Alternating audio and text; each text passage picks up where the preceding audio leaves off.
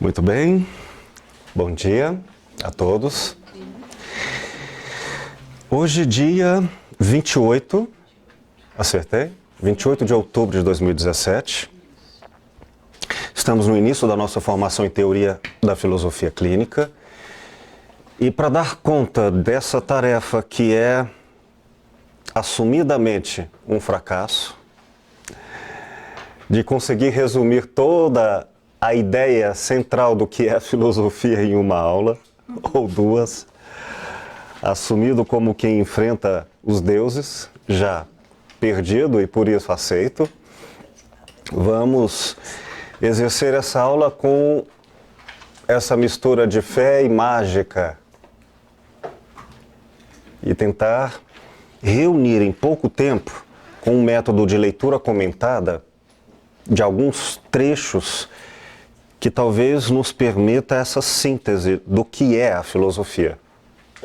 E aí, abrirmos para as aulas seguintes o que é a filosofia clínica. Mas como sabem, a expressão filosofia, etimologicamente, é amor à verdade.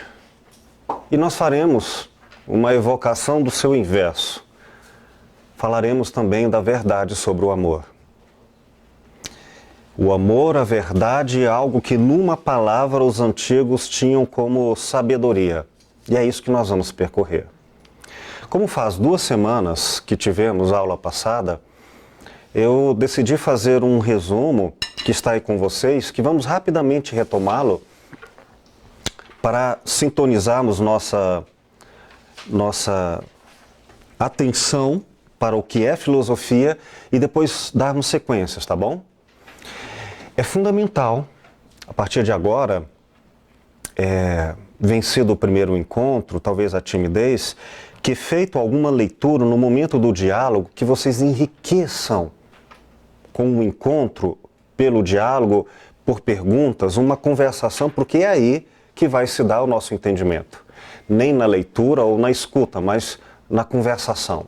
Tá bom? Muito bem.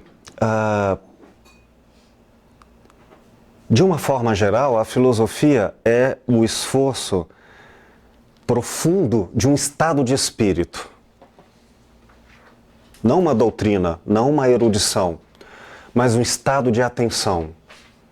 Não uma simples, nem dócil, mas não raramente espantosa, impactante atenção, que é aquela que os gregos chamaram de pathos, palavra que está carregada da ideia de surpresa diante do inimaginável. Não o encantador propriamente, mas o surpreendente, a tal ponto que subverte a obviedade ao nível tal que teríamos que elaborar, se feito em frase sintática e organizada, uma expressão, uma interjeição, como se disséssemos: meu Deus, nunca imaginei isso. Só que isso é um estado de espírito tamanho que ocupa não um estado psicológico no momento, não um gatilho psíquico, simplesmente. É um estado permanente e, portanto, exaustivo de correspondência entre pensar, sentir e agir. Portanto, filosofia cansa. E não é por menos que a palavra pensar em grego, originalmente, do verbo, ela tem a mesma radical do verbo pesar. Pensar é carregar um peso. Agora, tentem imaginar pensar por uma força psíquica que ultrapassa o momento psicológico e alcança uma condução existencial na vida que se torna uma existência completa, cheia desse: meu Deus, eu não imaginava isso. Nós retiramos a continuidade, retiramos o automatismo, retiramos esses estados de descanso físico, psíquico. Bom dia, querida. E colocamos eu tenho que corresponder a isso. É nesse sentido que a alma da filosofia não é um conhecimento, mas uma inteligência operativa, transformadora. Para entendermos esse estado de espírito sem o qual nós teremos auto-enganos, e para mantermos esse estado de lucidez na frente de outrem, para que ele não se torne óbvio, nem manipulável, nem instrumental para nós, é que vamos, antes de chegar a estudar filosofia clínica, entender o conceito mesmo de filosofia. Assim, nessa introdução, se filosofia é um amor às verdades, a filosofia clínica será um amor às verdades subjetivas do outro. Lembrando que a palavra amor não será menor em tudo isso. A colega que chegou, ela já tem, né? Muito bem. Vamos fazer rapidamente uma retomada da aula do dia 7 de outubro, há 2 semanas atrás, para que a gente não se perca depois de algum tempo, né? Vocês têm aí alguns tópicos. A questão a ser tratada na aula passada e nesta é esta. A filosofia é originalmente um exercício terapêutico, e eu vou tentar demonstrar isso da aula passada à aula de hoje. Digo isso porque, infelizmente, alguns dos chamados filósofos, no nosso tempo, poderão não ser reconhecidos autenticamente como filósofos, e sim apenas conhecedores teóricos, abstratos e fragmentados da autêntica filosofia. A filosofia clínica, entre outros, quer recuperar a origem estatutária, a origem fundante da filosofia, ser terapêutica. Ou, em outros termos, seria estranho pensar uma filosofia que não fosse, de alguma forma, terapêutica. Embora muitos colegas, professores de filosofia nos nossos tempos, não reconheçam a filosofia como terapêutica, eu quero hoje mostrar como quem traz essas notícias são os nossos mais conhecidos e renomados filósofos da nossa época. Por isso, começamos na aula passada, e aqui rapidamente um resumo, e por favor vão anotando as suas questões para que a gente dialogue sobre tudo a partir das nossas dúvidas. Fizemos uma leitura sobre o texto Que é isto, a filosofia de Heidegger, na aula passada. E Heidegger nos apresenta a questão dizendo o seguinte: o problema da filosofia, e originalmente para ser respondida, é que ela investiga, e é o único saber que faz isso, a sua própria natureza. A química, ela investiga a estrutura, as propriedades da matéria, a física, a psicologia tem seus próprios objetos de estudo. E a filosofia? Entre a realidade, ela investiga o próprio conceito. Então é curioso e não é fácil responder com clareza o que é a filosofia.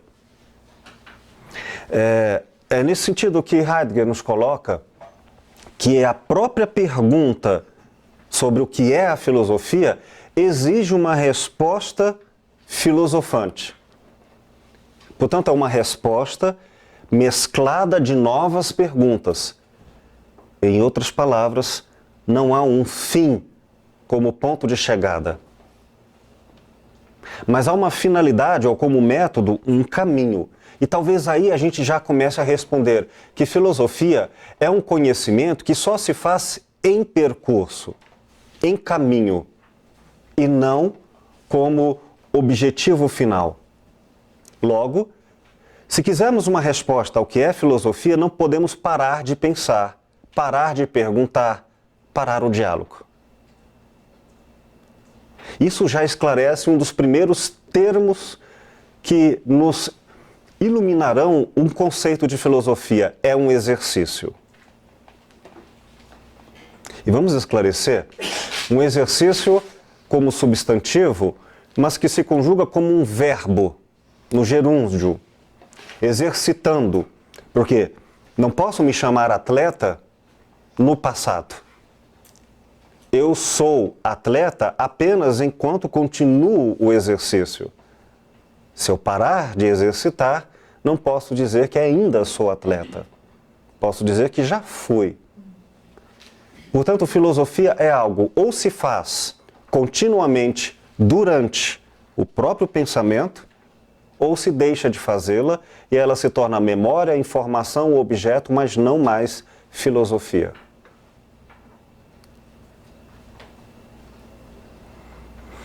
Heidegger, então, nos coloca que essa pergunta ela não pretende uma afirmativa conclusiva. O que ela pretende é um diálogo.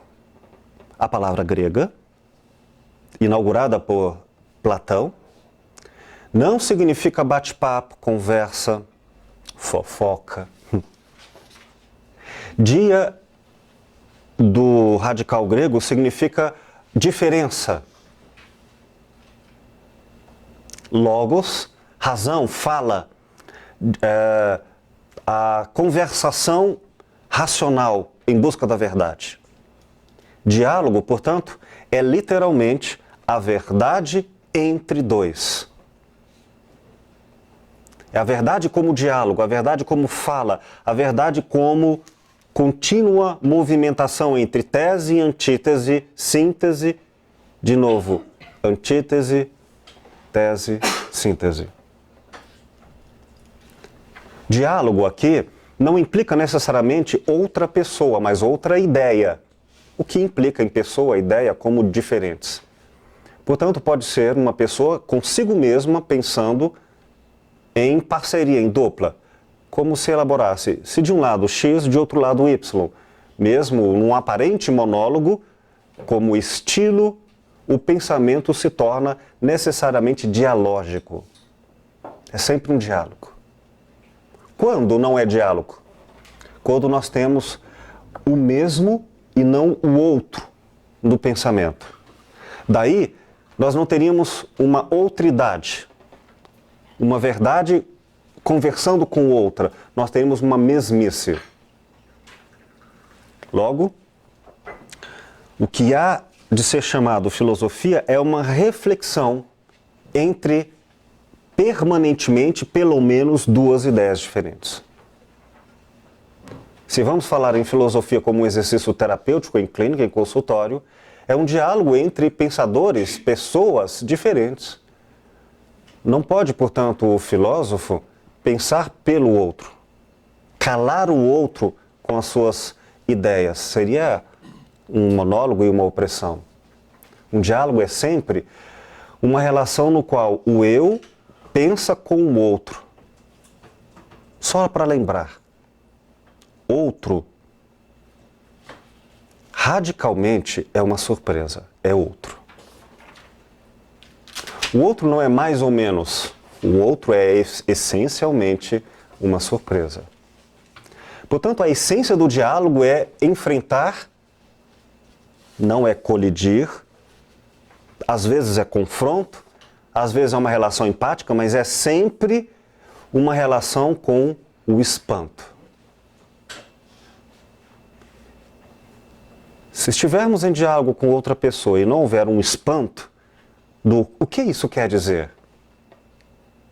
Houve um amordaçamento do outro, porque eu subentendo que ele está falando o mesmo que eu. Então ele perde a sua outridade, perdemos o diálogo e eu perco a filosofia. É uma das razões pelas quais a filosofia clínica não se valerá, não digo não conhecerá, mas não se valerá de tipos psicológicos, tipos filosóficos prontos, que antecipam a escuta. O conhecimento, ele é uma oportunidade de ir ao outro, nunca uma substituição da fala dele em seus próprios termos, em sua própria expressividade. Bom, como Heidegger nos apresenta o que é a filosofia, tal como lemos em seu texto? Ele nos fala que é um diálogo entre dois elementos. Entre o ente em busca pelo ser, como ele chama nos seus termos, o ser do ente. Vamos esclarecer esses termos técnicos. Ente, ou a manifestação, a coisa aí, vista no primeiro olhar, no primeiro encontro, as coisas que existem, todas as coisas, físicas ou abstratas, talvez possa ser melhor compreendida se a gente colocar a ideia do existente. E o ser, a essência disso. Então eu encontro qualquer um de vocês e eu vejo um existente, não uma coisa, mas algo aí, diante de mim. E eu tenho que me perguntar, qual é a essência? O que isso quer dizer? O que isso significa? Portanto, filosofia é sempre a procura da essência nas aparências. Quando eu perco esse interesse da busca da essência, a verdade em todas as coisas, eu já não tenho mais a outridade, a essência como outro, o desconhecido, eu tenho o mesmo, ou a obviedade projetada. Razão pela qual Heidegger nos fala de um apelo. Conhecem as brincadeiras de criança? Apelou, perdeu? A que não apelou, perdeu. Não é uma atitude inicialmente lógica. A é A não é B, logo ou é A ou é B. Não. É inicialmente uma vocação, é um chamado. A filosofia não começa no seu pensamento teórico com uma verdade pronta.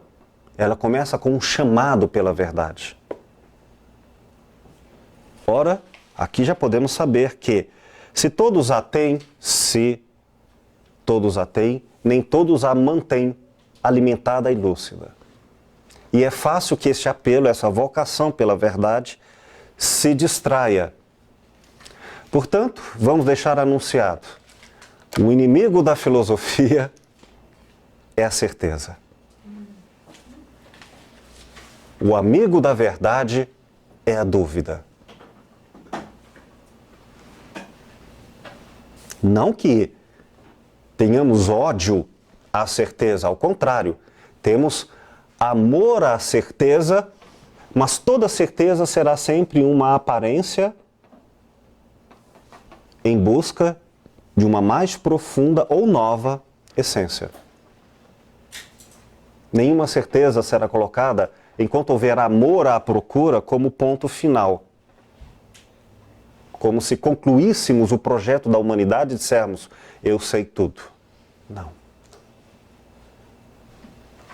Nesse sentido, a filosofia, Heidegger tenta apresentar o que os gregos chamaram de pathos, palavra que significa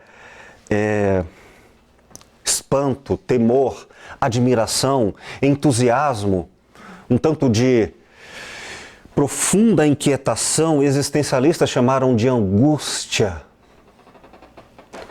É algo não no sentido de sofrimento ruim, algo no sentido de uma necessidade profunda e inquietante daquilo que na verdade ainda não sei, mas eu sei que não sei. Algo nos dias de hoje parecido com a sedução de quem vê um filme que ficou tão preso e estimulado às suas lógicas de interesse que precisa saber o final da história, precisa. Não pode mais agora interromper uma provocação que foi estimulada e dizer, tanto faz. Não, eu preciso. Já sentiram isso vendo um filme?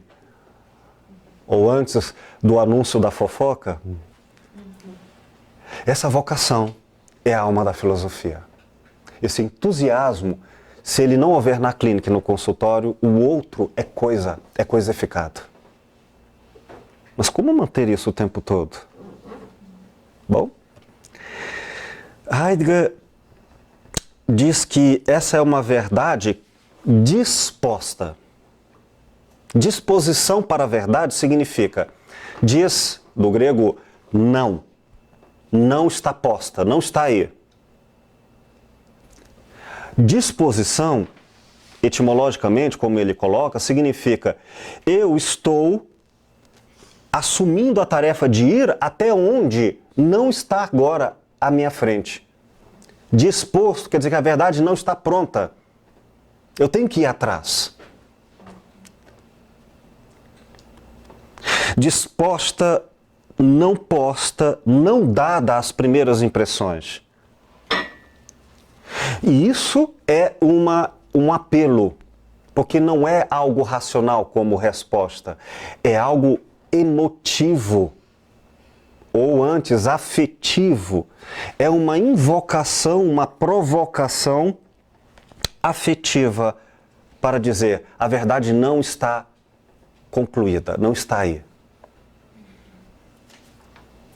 Então, dizer que o filósofo é um ser disposto, é um ser que não está acomodado, que ele está deslocado do mundo das aparências, é ficar sempre inquieto. Daí, entendemos que a característica do filósofo é um ser inquieto, deslocado.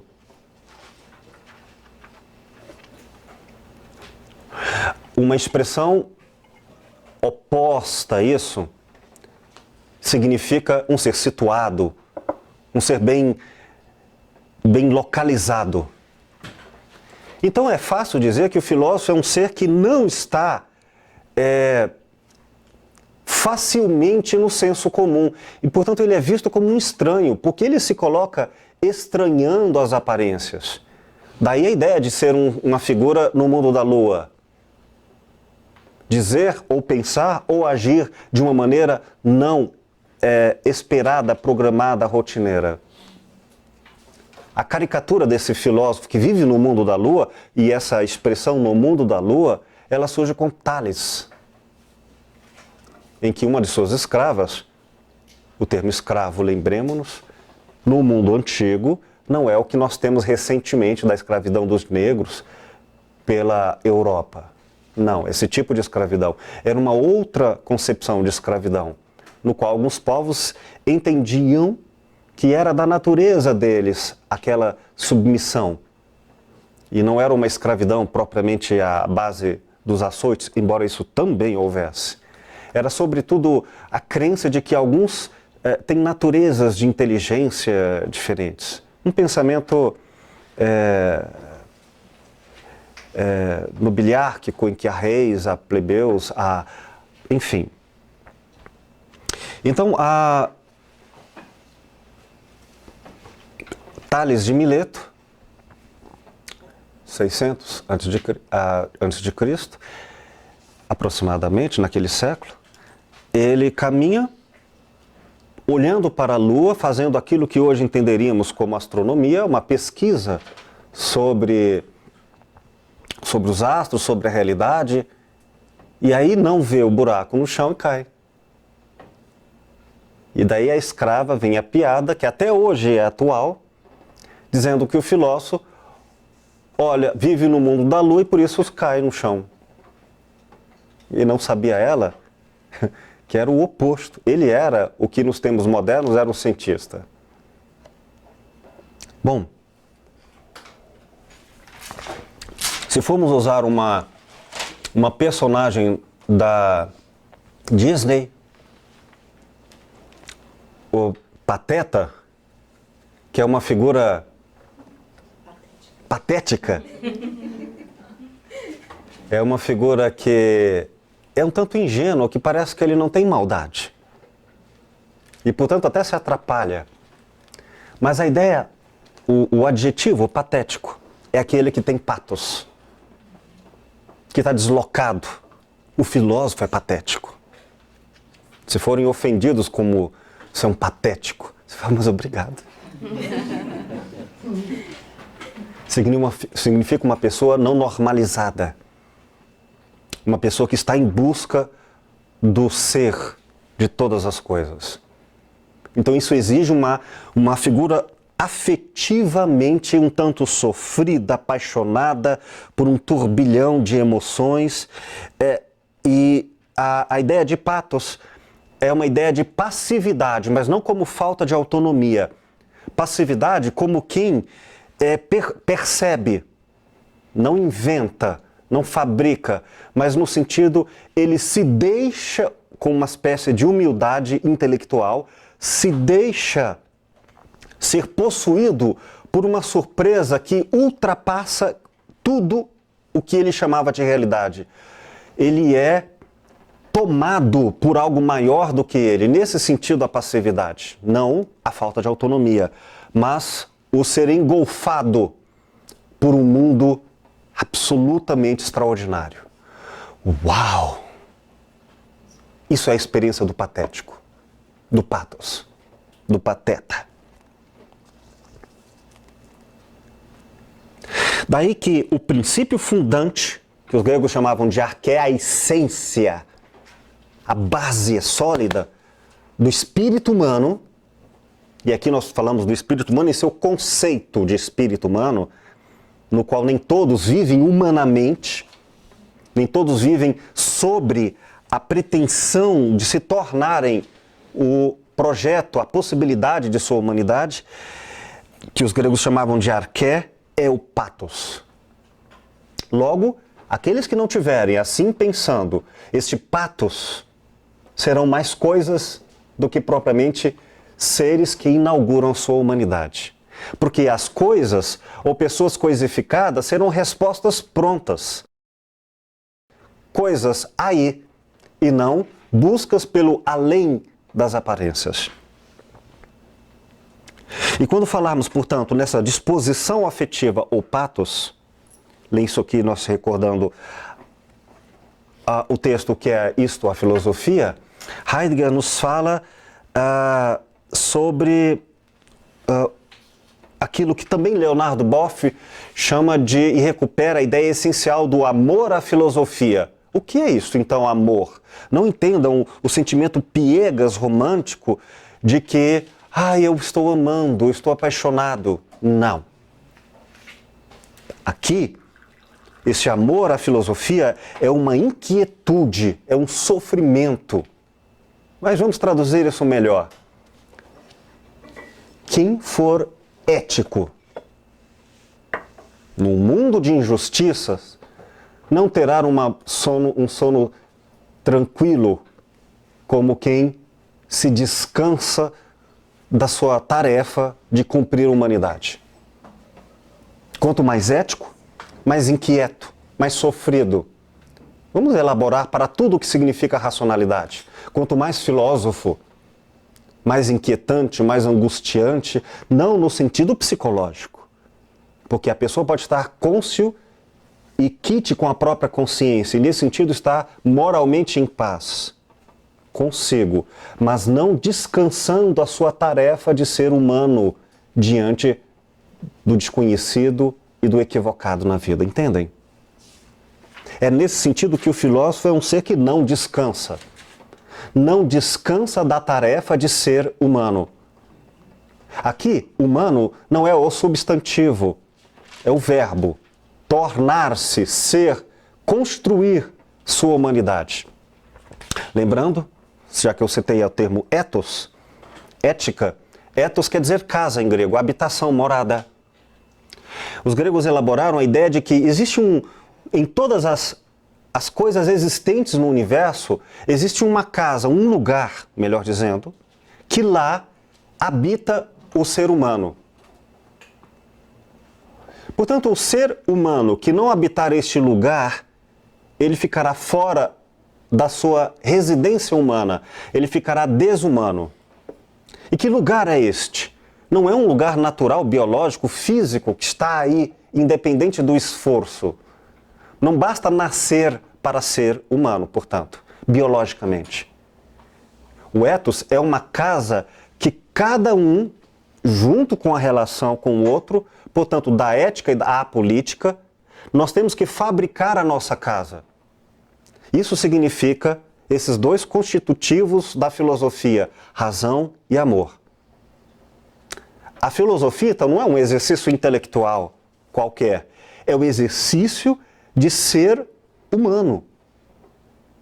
Só com este amor à verdade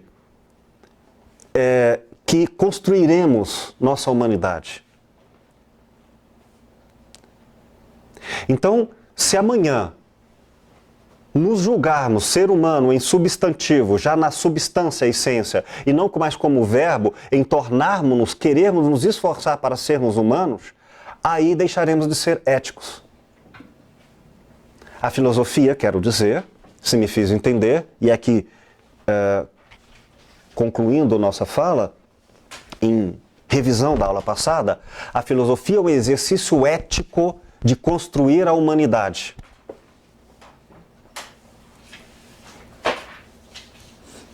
Mas traduzindo, em português odierno, filosofia é punk. Então, quando Heidegger, e há muitas mais considerações sobre esse texto que nós não seguiremos, mas só em revisão, quando ele nos apresenta a pergunta, que é isto a filosofia? Ele nos provoca uma outra pergunta ao final do seu texto.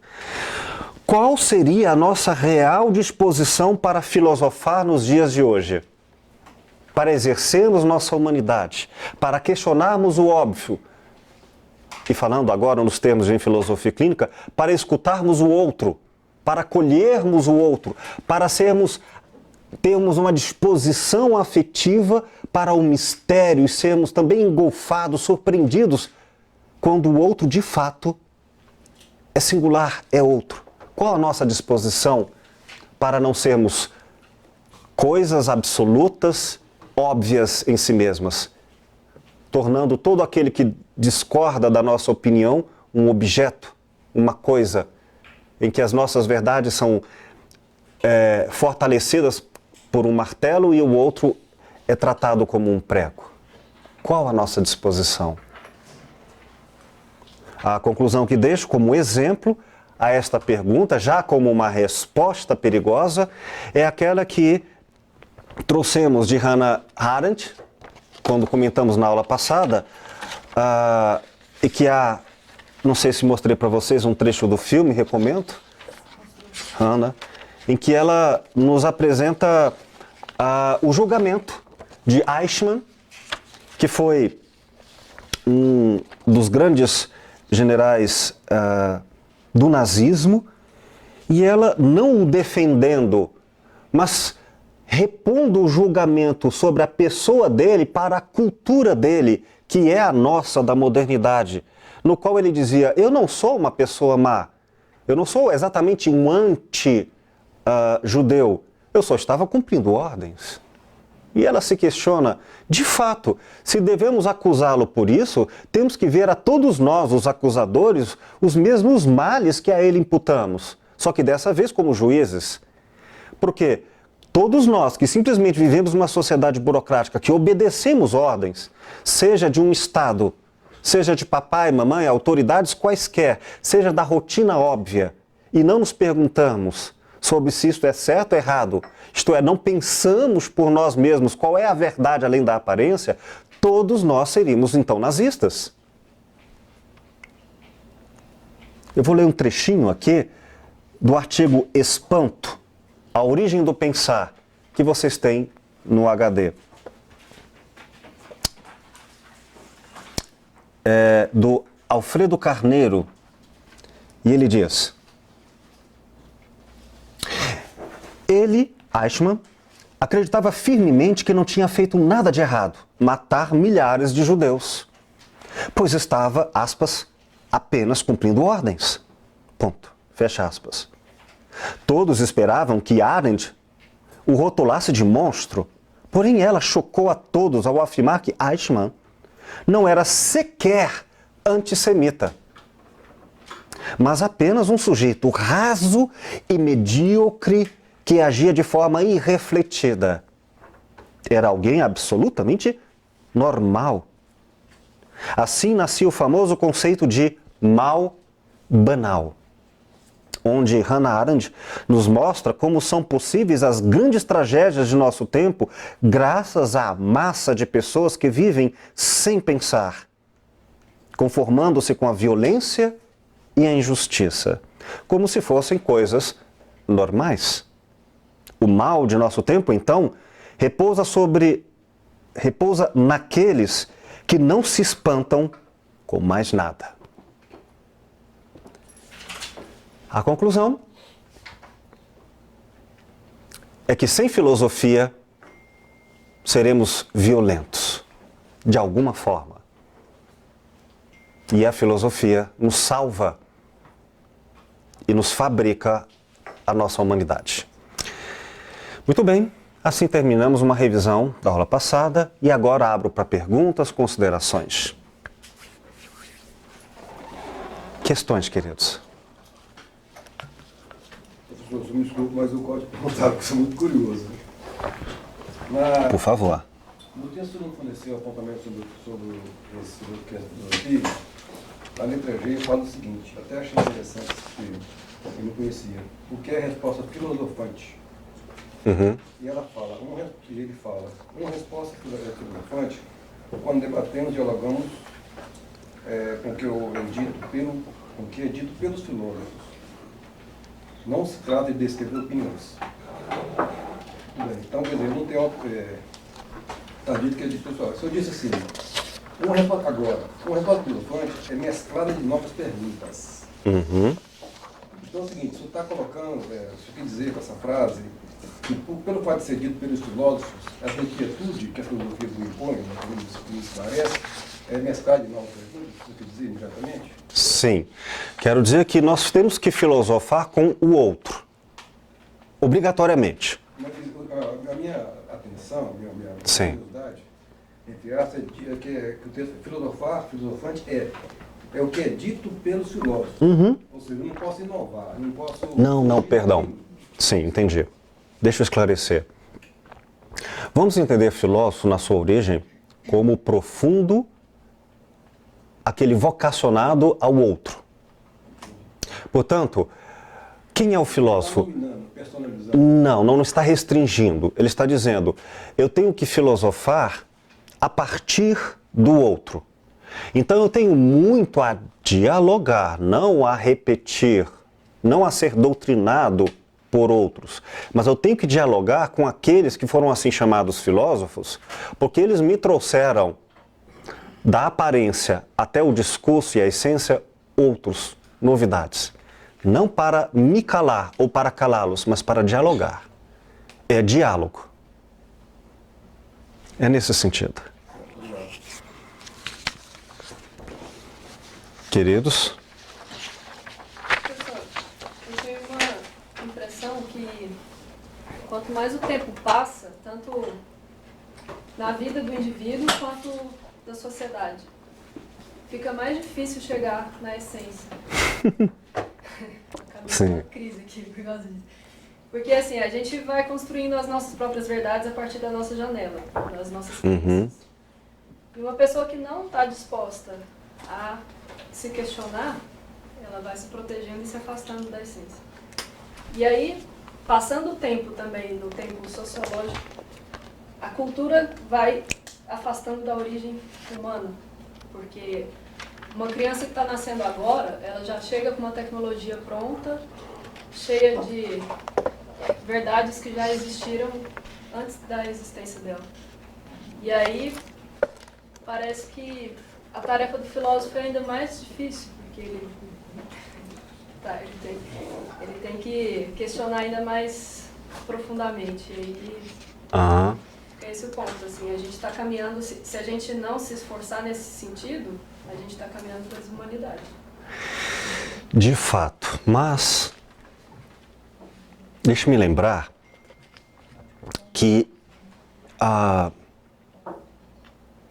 a ideia de nos esforçarmos nunca ficará em atraso se houver esforço, porque não há uma reta final.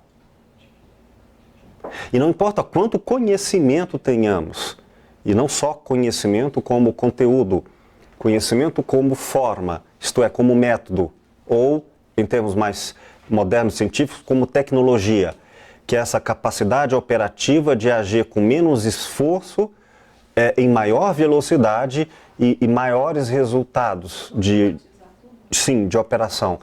Então, maior a tecnologia, maior a sensação de velocidade ou transformação da realidade.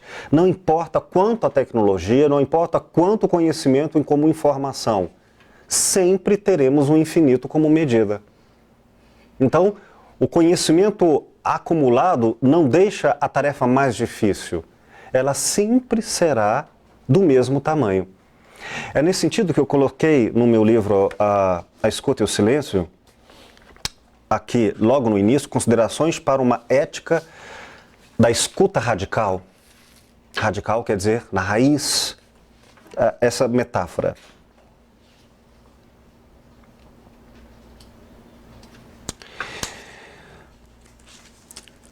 Página 19. Essa é uma das maiores belezas trágicas da vida. A linha do horizonte, todos, fortes e fracos, pequenos e grandes, lépidos e vagarosos, teremos sempre a mesma exata distância a percorrer. Afinal, o mais próximo que alguém pode se aproximar do horizonte, por mais que avance, termina sempre recomeçando o dia. Quem queira ir mais longe, que acorde mais cedo. Questões, queridos? Só em revisão da aula passada, né? Professora, eu coloquei aqui, estava falando, quando você vai ouvir o indivíduo, as histórias deles, e você ouve aquelas histórias que você não aceita, a diferença toda. Uhum. Como não julgá-lo, porque a gente tem, né, aquele nosso, o nosso preconceito em relação ao diferente. Na filosofia clínica, como que eu não me coloco nessa posição? É uma boa questão. É claro que ela será tema de aprofundamento no futuro, não por enquanto. Mas eu lhe respondo dizendo que esse outro, essa outridade não é sem o eu, sem a nossa diferença. Eu não vou ao outro sem mim. O que significa que não há melhor ou pior nem uma disputa entre nós, mas há respeito. Portanto, quando eu reconheço essa diferença e ela é sofrida, terrível demais, eu tenho que respeitar não o outro como essência, nem a mim, mas ao encontro como essência. Portanto, há um limite desse esforço de encontro. E esse limite respeita o encontro, respeita as diferenças. Nem sempre ele será possível para todos em todos os quaisquer limites. Logo, eu devo aceitar, não quer dizer concordar, aceitar que o outro difere de mim.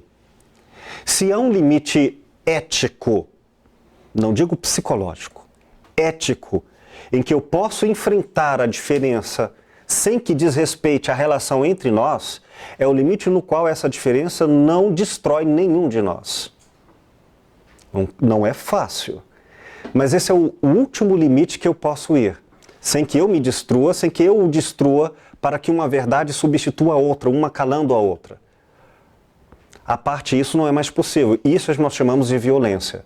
Tirando o estado de violência, o restante é conflito. E só raramente não será conflito. Mas, muito em particular, não vai haver conflito com o outro quando nós coincidimos nossos objetos de desejo, nossas saciedades, nossas favoráveis convicções. Mas Isso significa que ainda não estamos tão profundamente na outridade, mas ainda nos mesmos. Então, qualquer um de nós, ao conviver com mais profundidade, no qual a diferença se revela no mundo da vida, nós teremos para qualquer outro algum conflito. Aceitar e saber trabalhar com isso é, entre tantos outros saberes, um dos fundamentos do exercício da alteridade, que é a essência do que é a filosofia clínica. Mas lembremos-nos que esse trabalho só é possível no espírito da hospitalidade, da ética, em que eu devo tratar o outro como um hóspede. Só vou até onde ele me convida e não violento os espaços que ele não me permite. O mesmo para mim. Não me violento ao recebê-lo. Portanto, eu devo, inclusive, recusar uma terapia, uma clínica e uma escuta se chegar ao ponto de eu me sentir violentado. E assim como jamais fazer ao outro. Ao próximo, como a si mesmo, o profundo respeito às diferenças. Portanto, é um encontro, não um desprivilégio entre mim e o outro. Não sei se isso responde, mas é só uma antecipação do que no futuro estudaremos com demora. A gente pode pensar alto dizendo que exatamente lidar com esse conflito que torna a filosofia não perecível? Exatamente. E aqui, querida, filosofia não como matéria disciplinar entre o que é filosofia, o que é psicologia, o que é psicanálise, o que é geografia. Não. Filosofia, no sentido grego, antes do mundo moderno, como o princípio de todo o conhecimento. Portanto, como o princípio de todos os saberes contemporâneos. Sim, isso vale para todo o conhecimento. A gente, só um exemplo, né? Eu poderia ter como personificação, por exemplo, um ser filosófico, por exemplo, quando Mahatma Gandhi, né? Estava olhando ele ali pensando nisso. Ele vem com a ideia da não violência. Uhum. Né? Todo o trabalho dele, toda a personificação dele foi em cima da não violência. Mas uma não violência que ele em si não mudou nada, ele acatava todas as formas de ser humano, né? E mesmo assim, com a prática da não violência, ele conseguiu convencer, né? Alterar algumas coisas no mundo que ele viveu na época. Uhum. Né? Eu poderia personificar, então, Mahatma Gandhi como um ser filosófico? Sem dúvida alguma. Uhum. Agora, vamos lembrar que quando ele dizia que não violência, e não só ele, não é a ausência da violência, é a presença de algo. Este algo não tem nome que possa ser substituído com facilidade por qualquer sinônimo. Este algo não pode ser pensado por outrem. Ele próprio deve compreender. Eu só sei que não é isto, mas o que é isto? Esse estado positivo que podemos chamar de paz, amor, integridade, etc. Ninguém pode fabricar ou pensar pelo outro. Se a gente partir pelo extremo oposto, não é isto o que é. Não, então não basta não sermos violentos. É preciso fabricarmos essa relação de construção desse outro valor. Por isso, só funcionou o que ele pensa, o que ele construiu como filosofia de vida, porque ele conseguiu fazer com que as pessoas pensassem o que é isto que não é a violência. Se ele não tivesse conseguido, ele apenas teria repetido um discurso que não é inaugural dele e que seria apenas a semântica, a repetição sem o significado vivido. Então ele dizendo o que não era, teve que provocar as pessoas atitudes para que elas entendessem por si mesmas o que era. O que também é uma violência. Seria uma violência se ele tivesse que responder pelos outros. Por isso que a filosofia é antes ajudar a pensar, mas não pensar por ele. E aí como ele fazia, por provocações. O que eu percebo assim, por exemplo, ele ser filosófico, até colocando Gandhi, é não se encaixar totalmente em coisas já prontas. Por exemplo, ele não seguia, né, totalmente nenhuma coisa existente. né? Nenhuma religião, nem política, né? Ele ficou, para mim, ele ficava volátil entre todas. Acho que por isso que ele foi tão, penetrou tanto em tantos lugares, né? Em tantas mentes, né? Porque ele era volátil. Então, o que eu queria esclarecer, né? Explicar como eu penso, é assim, por exemplo, se eu for totalmente religioso, eu não conseguiria entender, né? Entrar no mundo de quem não é religioso, do ateu. Uhum, entendo o que você quer dizer. Entendeu? Acho que entendo. É uma questão de jogos de palavras para tentarmos dizer talvez o mesmo significado. Eu quero usar outras palavras para evitar que o volátil signifique superficial, como o Bauman chamou de líquido, e algo não substancial. A ideia é, quando ele recupera, por exemplo, o discurso do dar a outra face do cristianismo, ele tenta fazer com que aquilo que existia enquanto discurso não ficasse apenas na repetição do existente, mas fizesse aquilo que é próprio da filosofia, buscar o ser doente. Onde é que está a essência disto que é dar a outra face? E não o dar a outra face como coisa em si, mas como o que está para além da aparência.